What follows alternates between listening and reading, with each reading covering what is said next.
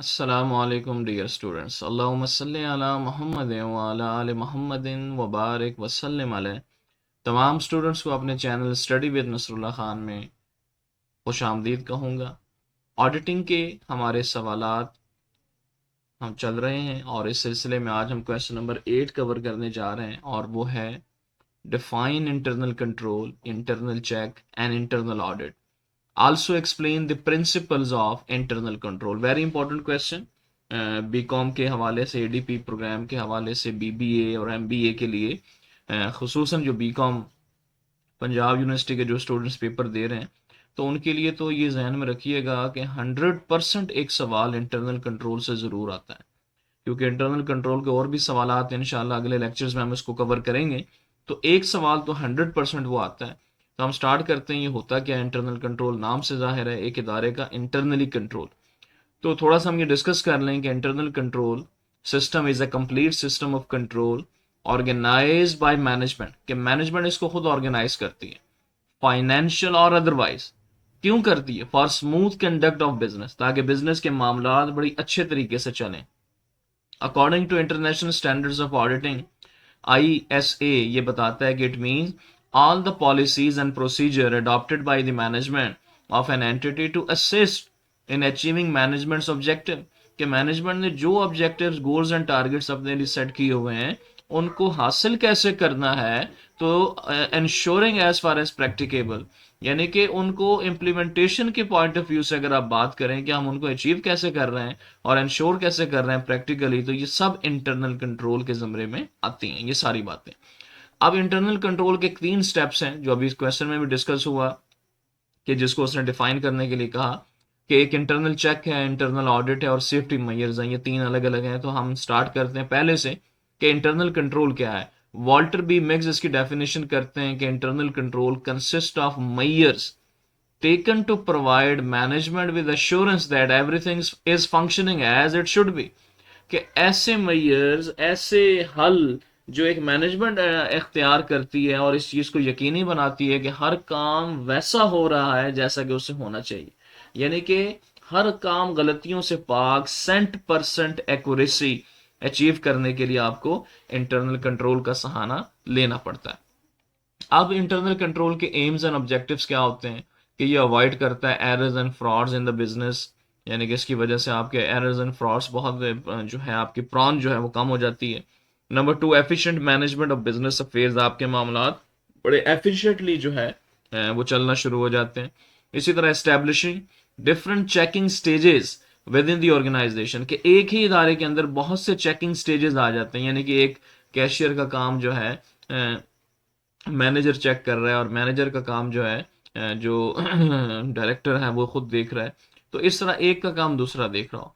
इसी तरीके से number 4, efficient use of available resources, के आपके जो भी अवेलेबल रिसोर्सेज हैं आप उन्हीं को इस्तेमाल करें बजाय इसके कि आप दूसरे रिसोर्सेज को हायर करें। Number 5, providing reliable information promptly, कि अगर आपको फौरन कोई एक भरोसेमंद इंफॉर्मेशन चाहिए जो रिलायबल भी हो, जिसपे ऊपर आप कोई डिसीजन मेक कर सकें, तो इंटरनल कंट्रोल की बदौलत आपको ये भी मिलेगा। अच्छा, अब स्टूडेंट्स हम मूव करते हैं जो इंटरनल कंट्रोल की एक टर्म है इंटरनल चेक। ये क्या होता है, इसका मीनिंग क्या है? It is a system whereby the duties of recording the business transactions are allocated in such a manner that work done by one person is checked by another person automatically, यानी कि ऐसे अंदाज से ड्यूटियों की arrangement करना और ये ऐसा सिस्टमेटिक वे हो कि एक शख्स का काम दूसरा शख्स ऑटोमेटिकली चेक करे बिजनेस के अंदर। अब आप कहेंगे वो कैसे हो सकता है? मैं आपको इसकी मिसाल से समझाता हूँ। एग्जाम्पल लिखी हुई है कि a bill is prepared by accountant, यकीनन एक बिल अकाउंटेंट या कैशियर प्रिपेयर करता है, is check by his departmental incharge. तो जो उसके डिपार्टमेंट में जो उसका इंचार्ज है वो उस बिल को चेक करेगा ऑटोमेटिक, यानी कि जैसे वो बिल बना तो वो इंचार्ज के पास गया, चेक हो गया। इन केस कोई गलती हुई यहीं पकड़ी जाएगी, ना पकड़ी गई अगर आगे चली गई तो इंचार्ज का ये बिल आगे जाएगा अप्रूवल के लिए चीफ अकाउंटेंट के पास, तो यकीनन यहाँ पे पकड़ा जाएगा। और अगर यहाँ भी नहीं तो and sent to the cashier for making payment, जब वो पेमेंट्स के लिए फाइनल कैशियर के पास जाएगा तो यहाँ पर भी वो बिल में अगर कोई डिस्क्रिपेंसी आ रही तो पकड़ी जा सकती है। तो गोया ये है वो ऑटोमेटिकली काम।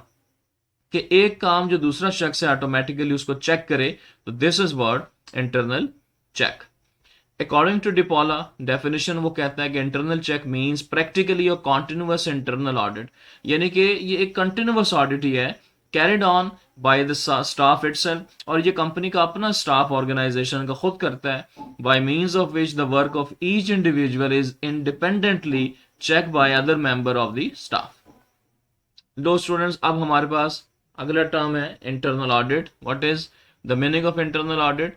Internal audit is a system whereby a separate department is establish, यानी कि यहाँ पे एक बकायदा पूरा एक ऑडिट डिपार्टमेंट आपके इदारे में है to examine the bills of different departments, जो आपके दूसरे डिपार्टमेंट्स के बिल को एग्जामिन कर रहा है of the business over and above the internal check, यानी कि उस इंटरनल चेक के अलावा, यानी कि एक तो आपका काम वहां पीछे भी चेक हो गया, 3-4 लोगों ने किया, अब मजीद ये सारा काम एक और डिपार्टमेंट में जा रहा है, इसका मतलब कि ये मजीद साउंड एंड सिक्योर आपका सिस्टम इंटरनल चेक की बदौलत हो सकता है।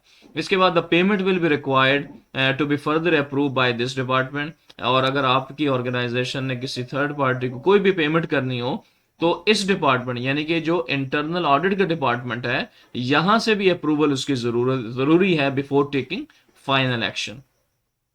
वॉल्टर बी मिक्स डिफाइन करते हैं internal auditing consist of continuous critical review of financial and operating activities by a staff of auditors functioning as a full-time salaried employee, यानी कि वही लोग जो आपके इदारे के अपने फुल टाइम एम्प्लॉइज होते हैं, वो आपके कंपनी का आपके इदारे का ऑडिट कर सकते हैं, और जो एम्बेरसमेंट है फाइनल ऑडिट के वक्त, यानी कि अगर आपके अकाउंट्स में कोई कमी बेशी कोई डिस्क्रिपेंसी है, तो आप उससे भी बच सकते हैं अगर आप एक इंटरनल ऑडिट का जो विंग है अपने इदारे में बना लें।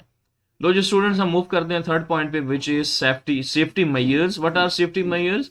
कि these are the steps taken for the physical protection of business assets from theft, यानी कि आपके बिजनेस में जितने भी एसेट्स हैं, अगर आप उसको थेफ्ट से बचाना चाह रहे हैं, वेस्टेज से बचाना चाह रहे हैं, या मिस यूज से बचाना चाह रहे हैं, तो वो तमाम मैयर जो आप उसके लिए अडॉप्ट करेंगे, that are termed as safety measures.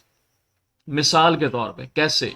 कि एम्प्लॉयमेंट ऑफ सिक्योरिटी पर्सन आपने रख ली, क्या आपने सिक्योरिटी गार्ड्स रख ली, कंस्ट्रक्शन ऑफ प्रॉपर बिल्डिंग, आपकी बिल्डिंग बड़ी अच्छी है, दीवारें ऊंची हैं, proper provision of necessary facilities like CCTV cameras आपने लगाए हुए हैं, वॉक थ्रू गेट्स लगे हुए हैं। इसी तरह allocation of fix quota of different items to be consume by the employ, हर एम्प्लॉय के लिए एक कोटा फिक्स कर दें, बजाय इसके कि वो चोरी चकारी की तरफ जाए, तो अगर उसको वो चीज़ उसके दस्तरस में है तो उसका दिमाग उस साइड पे मूव नहीं करेगा, तो इसका हल यही है कि आप उसके लिए वो कोटा मुख्तस कर दें ताकि उसको भी उस चीज़ की प्रोविजन मिल सके। नेक्स्ट, अब जो स्टूडेंट हमारा अगला इसमें टॉपिक आ रहा है, which is principle of internal control, characteristics of effective and ideal internal control, या suggestion about the internal control system of a large concern और डिपार्टमेंटल स्टोर। ये अलग अलग बदल बदल के सवाल आते हैं, तो जो भी आ जाए डिपार्टमेंटल स्टोर का या लार्ज कंसर्न का, आप ये सारे पॉइंट्स में लिख सकते हैं। तो for an ideal and non fraudulent internal control system, यानी कि एक आपका आइडियल सिस्टम है जिसमें कोई फ्रॉड इन्वॉल्व नहीं है, ये उसके प्रिंसिपल्स हैं, जिसको हमने दो हिस्सों में तोड़ा है, एक एडमिनिस्ट्रेटिव कंट्रोल के पॉइंट ऑफ व्यू से है, एक फाइनेंशियल कंट्रोल के पॉइंट ऑफ व्यू से है। तो हम पहले स्टार्ट करते हैं स्टूडेंट कि what are the administrative control. Number 1, clear cut duties, ये एक सबसे बड़ा हमारा प्रिंसिपल है इंटरनल कंट्रोल का, कि वाज़ेह ड्यूटियां लगा दें कि हर शख्स को पता हो कि I am responsible for that and I am accountable for that. कि division of duties is the part of internal control, the duties should be assigned according to the capacity. Yes, आप एम्प्लॉय को देखें उसमें क्या capacity है, और one person should perform only one duty which should be clear cut. For example, one person records sales while other keeps cash book. तो ये एक अलग अलग काम है, अगर आपकी सेल्स में कोई डिस्क्रिपेंसी आती है तो that person will be responsible, और अगर आपकी कैश बुक में कोई गड़बड़ आ रही है तो वो उसका हेल्ड रिस्पॉन्सिबल होगा। नंबर 2, नो कंप्लीट रिलायंस, किसी पे मुकम्मल भरोसा ना करें, कि the business rules and regulation should be equal for all employees, no exemptions should be given to any individual, कि आप किसी को रियायत ना दें। The business authorities should not rely on any person completely. Yes, this is the way कि आप उसको बिजनेस को स्ट्रॉन्ग कर सकते हैं, आप किसी पे रिलाई ना करें। Number third, sufficient staff provide किया जाए, the staff should be sufficient according to the requirements of business. ऐसा ना हो कि स्टाफ कम हो तो मामलात गड़बड़ हो सकते हैं, तो आप भी फिर उसके साथ चूंकि रिलाय उस पर कर रहे होगे तो आप भी उसकी चीज़ों को नज़रअंदाज करोगे। तो आप सफिशिएंट स्टाफ रखें जितना रिक्वायर्ड है, तो फिर आपका system of internal control strong हो सकता है। Number four which is very important thing, that is rotation of duties. जिस तरह बैंक्स के अंदर आपने स्टूडेंट्स देखा होगा कि मैक्सिमम पीरियड होता है 3 इयर्स का, उसके बाद लास्ट में ट्रांसफर होती है। आर्मी के अंदर ये रोटेशन ऑफ ड्यूटीज बहुत पाई जाती है, यानी कि उसके जो भी ऑफिसर या जो भी एक सिपाही ही लेवल पे क्यों ना, वो पूरा पाकिस्तान गर्दिश करता है। इसी तरह बिजनेस में भी ड्यूटी को रोटेट करें, यानी कि उस शख्स को वहां पे रहने ना दिया जाए और उसको एक ऑफिस दूसरे ऑफिस फिर आया जाए, तो उसका माइंड घूमता ही रहेगा और उसका फायदा ये होगा कि वो प्लानिंग से फ्रॉड नहीं कर सकेगा। कि the duties of clerks should be change from time to time and from department to department और branch wise after a fix period. Number five जो हमारे पास इसका तरीका है, सेफ्टी मेजर्स रखें कि according to business requirement different safety measures should be taken. यानी कि मैंने आपको बताया, इससे ऊपर ही हमने डिस्कस किया कि वॉक थ्रू गेट्स लगा लिए, सीसीटीवी कैमरास लगा लिए, सिक्योरिटी गार्ड्स रख लिए, वगैरह वगैरह। नंबर सिक्स पे जी हमारा कैश एंड पर्सनल सिक्योरिटी आप दें कि reasonable cash security and personal guarantee should be taken at the start of the employment. यानी कि जब एक शख्स को आप जॉब दे रहे होते हैं तो उस शख्स से कोई सिक्योरिटी वगैरह भी लेकर रख लें। तो जिस तरीके से आपने देखा होगा अक्सर लोग टीचर्स जॉब करते हैं तो वो उनकी ओरिजिनल डिग्री रख लिया करते हैं। यानी कि जब वो कॉन्ट्रैक्ट होता है कि 1 साल आपने पढ़ाना है, तो 1 साल के बाद आपको अगर आपने कंटिन्यू करना है तो ठीक है, वरना ये आपकी डिग्री जो आपका ओरिजिनल रिजल्ट कार्ड है वापस कर दिया जाएगा।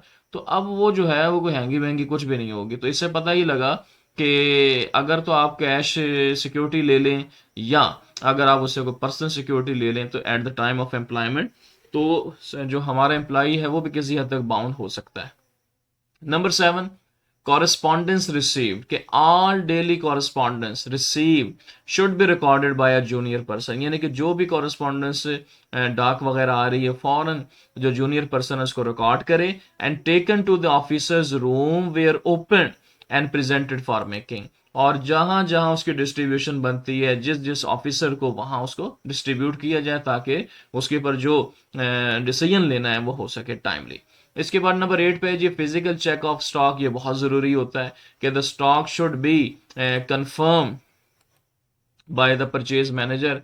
कि जो परचेज मैनेजर है वो सरप्राइजिंगली यानी कि अचानक सरप्राइज विजिट करके एकदम स्टॉक को टैली कर ले। तो गाहे बगाहे जब इस तरह के विजिट होंगे तो हमारा स्टाफ भी यानी कि इस हवाले से एक्यूरेट हो जाएगा कि जनाब सरप्राइज विजिट हो सकते हैं और अगर हमारा स्टॉक पूरा ना हुआ तो मेरी नौकरी भी जा सकती है। तो फिजिकल चेक जरूर रखें। नंबर 9 पे जी कोटेशन सिस्टम बहुत जरूरी है कि ओपन जो चॉइस कोटेशन होती है वो उसको फॉलो किया जाए, बजाय इसके कि आप बिजनेस में एक शख्स पे रिलाई करें और परचेजिंग उसके जिम्मे लगा दें कि जी आपने ही सब कुछ खरीद के लाना है। तो वो अपनी मर्जी की चीजें लाए और जिस तरह का मर्जी बिल पेश करे तो आपको उसको पेमेंट करना पड़ेगी। तो यही चीज अगर आप ओपन मार्केट से बिड्स के जरिए कोटेशंस के जरिए लें तो रिलेटिवली सस्ती और अच्छी क्वालिटी की चीजें मिल सकती हैं। नंबर 10 पे जी अटेंडेंस प्रोसीजर है, ये रखा जाए कि the attendance procedure should be applied equally on junior and senior. ऐसा ना हो कि जो सीनियर्स हैं वो लेट आते हैं और जूनियर्स को जनाब बहुत ज़्यादा स्ट्रिक्ट रखा हुआ है कि आपने टाइमली आना है। नंबर 1। नंबर 2, इसमें आप मॉडर्न टेक्निक भी यूज़ कर सकते हैं जिस तरीके से बिजनेस के अंदर ये कंप्यूटराइज अटेंडेंस रखी जाती है बायोमेट्रिक। तो वो तरीक़ेकार भी बहुत बेहतर है, इसके ज़रिए से काफ़ी हद तक ये जो प्रॉक्सीज हैं करप्शन जो है वो रोकी जा सकती है। तो स्टूडेंट ये थे हमारे जो एडमिनिस्ट्रेटिव कंट्रोल के तरीके।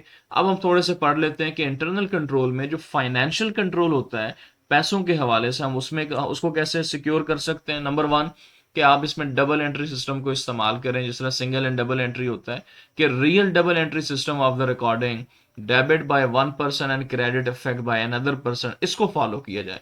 तो when we prepare our accounts on the double entry system यानी कि trading profit and loss account and the balance sheet हम बना रहे हैं और वो एज पर कंपनी ऑर्डिनेंस बना रहे हैं, तो हर तरह की गलती खत्म हो सकती है। इसके बाद सेकंड है जी यूज ऑफ अकाउंटिंग मशीन्स, इसका इस्तेमाल करें। यानी कि if the business resource allow then calculator, computer and printer should be used for calculating total with the provision of the computerized results sent daily to the chief accountant। यानी कि आप इसको accounting machines का use करें अगर आपके पास इतना fund या बैलेंस है कि आप इन चीज़ों को अफोर्ड कर सकते हैं तो ज़रूर इसका इस्तेमाल करें, क्योंकि इसका फ़ायदा ये होता है कि बिजनेस के अंदर accurate information at very right time आपको मिल सकती है।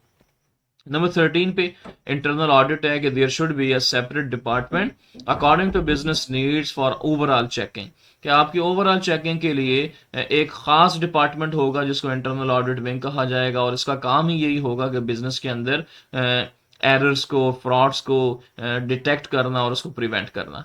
तो इंटरनल कंट्रोल से आपका ये भी फायदा हो जाता है।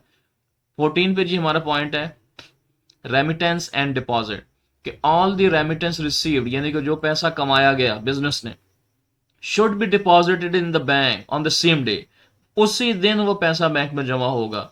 यानी कि कैशियर और अकाउंटेंट वो पैसे उस दिन अपने पास नहीं रख सकते, और नेक्स्ट डे तो लाजमी है, अगर उस दिन चलो रखा भी गया तो आप अगले दिन जमा करवा दें, लेकिन उससे ज़्यादा कोई अलाउ ना किया जाए if receive after the close of banking hour. लेकिन वो भी शर्त है कि अगर बैंकिंग आवर से इजाज़त दे रहे हैं और बैंक खुले हुए तो आप उसको डिपॉजिट करवा के जाएं, ये आपकी ड्यूटीज़ में शामिल है। तो इस तरीके से भी फ्रॉड्स को रिड्यूस किया जा सकता है। इसके बाद जी नंबर 15 पे पेमेंट ऑथराइजेशन है कि the chief accountant should first approve every payment bill, कि वो अकाउंटेंट पहले उसको अप्रूव करे और फिर उसकी पेमेंट हो। नेक्स्ट पे जी हमारे पास वेजेस एंड सैलरीज हैं कि salaries and wages should be paid through cross cheque, हमेशा पेमेंट जो है नकद ना किया जाए, थ्रू क्रॉस चेक किया जाए।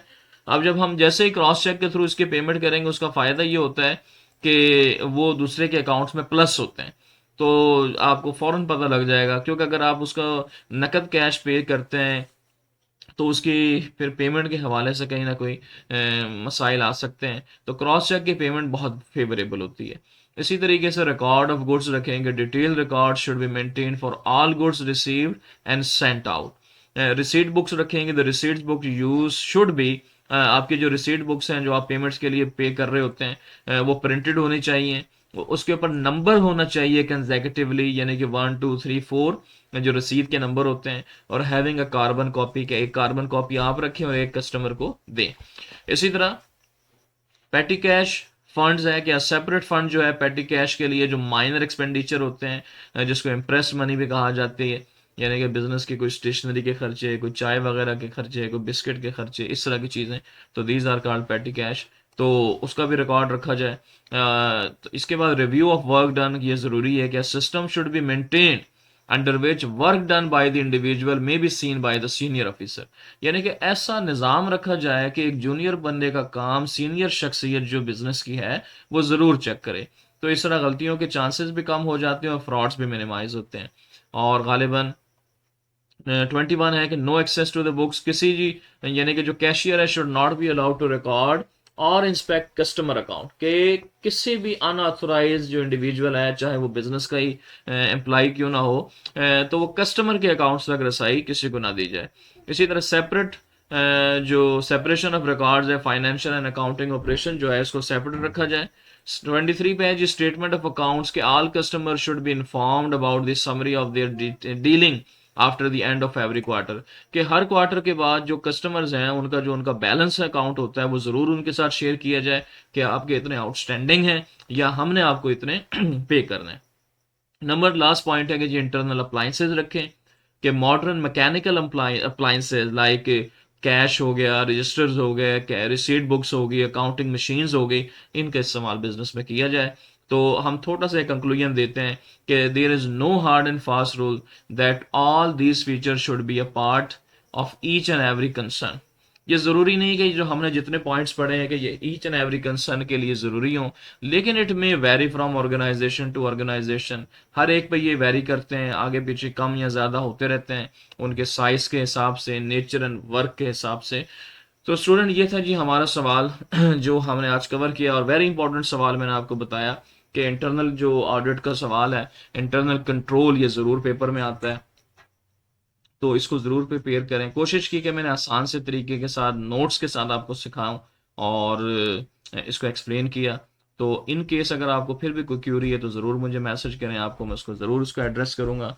अगर आप मेरे चैनल पे नए हैं तो स्टडी विद नसरुल्लाह खान मेरा चैनल है, इसको ज़रूर सब्सक्राइब करें और अपनी कीमती आरा से मुझे आगाह रखें। तो इंशाल्लाह इसी तरह की मज़ीद अच्छी वीडियोज़ आपको मिलती रहेंगी। अगली वीडियोज़ तक के लिए मुझे इजाज़त दें। अल्लाह हाफिज़।